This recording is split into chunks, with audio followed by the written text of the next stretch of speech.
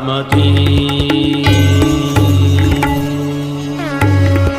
अचरा प्राणा शरीरं गृहम्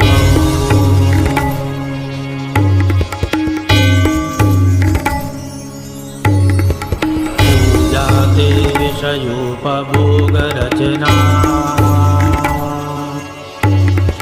निद्रा समाधिस्थिति। ओम नमो भगवते वासुदेवाय। स्वस्ति श्री गणेशाय नमः। श्री सरस्वत्यै नमः। श्री गुरुभ्यो नमः। गौरी शंकराय नमः। गजाननं भूतगणाधिसेवितं कपित्थजम्बोफलचारुभक्षणम् उमासुतं शोकविनाशकारकं नमामि विघ्नेश्वरपादपङ्कजं।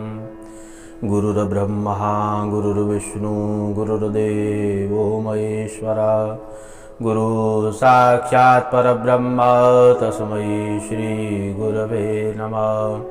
सदाशिवसमारम्भां शङ्कराचार्यमध्यमाम् अस्मदाचार्यपर्यन्तां वन्दे गुरुपरम्पराम्। सच्चिदानन्दरूपाय विश्वोत्पत्त्यादिहेतवे तापत्रयविनाशाय श्रीकृष्णाय वयं नुमः। अचतुर्वदनो ब्रह्मा द्विबाहुरुपरो हरि अबाललोचनः शम्भुर्भगवान्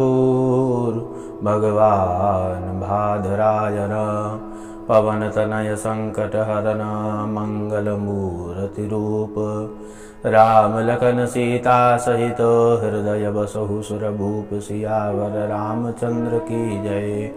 बोले श्री सतगुरुदेव भगवान की जय। नमः पार्वती पतये हर हर महादेव। नारायण नारायण नारायण। हरिशरणं हरिशरणं हरिशरणं। अकारण करुणावरणालय कल्पतरु परब्रह्म सच्चिदानंद घन एकमात्र उनकी असीम महती कृपा से ये पूरी सृष्टि चलायमान हो रही है। अनंत विभूषित प्रातः स्मरणीय श्री सतगुरुदेव भगवान की असीम महती कृपा।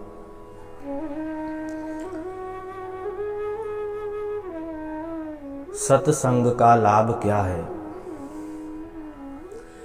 वर्तमान में सब कहते हैं कि सत्संग से क्या लाभ, सत्संग से क्या लाभ होगा। परंतु महाराज सत्संग की दो गरियां भी अगर पूर्ण रूप से हमें मिल जाए तो हमारा जीवन परिवर्तन हो जाता है, कुछ अलग मार्ग पे चला जाता है। तो देखिए सत्संग का क्या लाभ है, बहुत ही लाभ है, श्रवण करिए। राजगृह नगर में रोहिणी नाम का एक चोर रहता था। अब उसके पिता ने कहा अगर इसी काम को जीवन पर्यंत चलाना चाहते हो, चोरी को, तो कहां पर भी कीर्तन चले वहां नहीं जाना, कथा हो वहां नहीं जाना, साधु संत ब्राह्मण देव उपदेश करते हो वहां भी नहीं जाना। अब इसने मन में वो बात पकड़ ली और महाराज संयोगवश कुछ समय व्यतीत हुआ।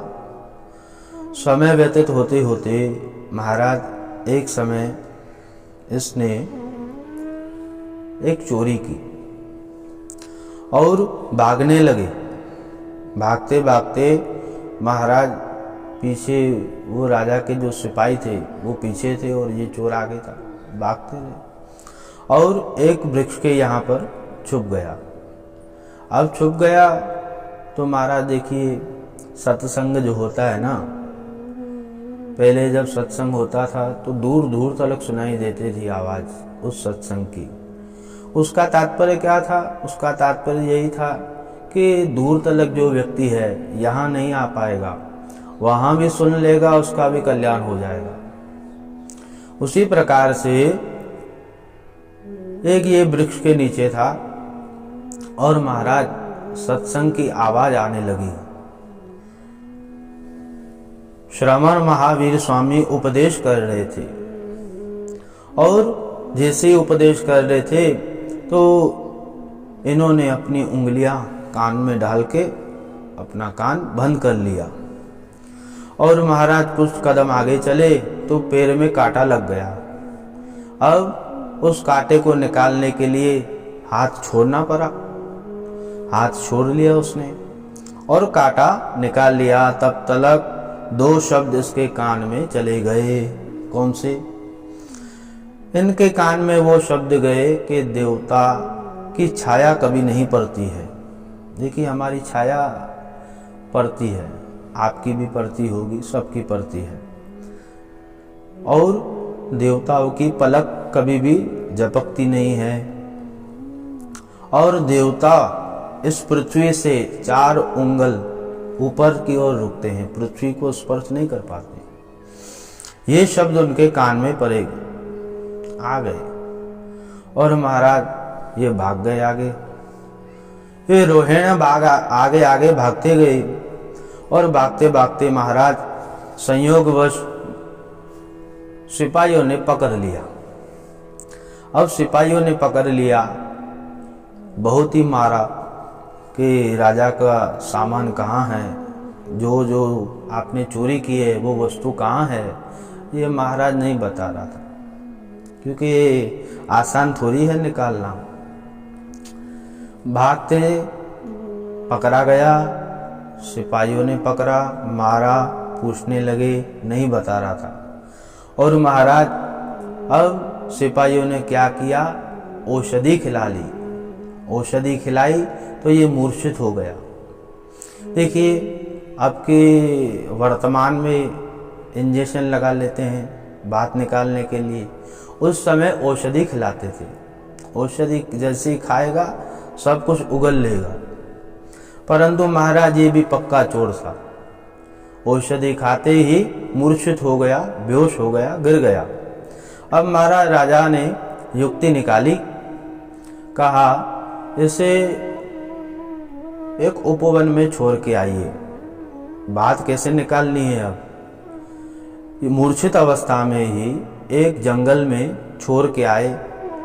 अब महाराज इसकी मूर्छा खुली, उस औषधि का असर धीरे धीरे कम हो गया और जैसे ही इसकी मूर्छा खुल गई तो चारों ओर देखने लगा। चारों ओर अप्सराएं थी, नाच रही थी, नृत्य कर रही थी और पन्ना, हीरा, मोती, जरत चारों ओर चमक रहे थे और वृक्ष की ही लताएं भी चमक रही थी। महाराज ये देख करके हैरान हो गया और उनसे पूछने लगा, ये क्या स्वर्ग है क्या? मैं स्वर्ग में आ गया हूं?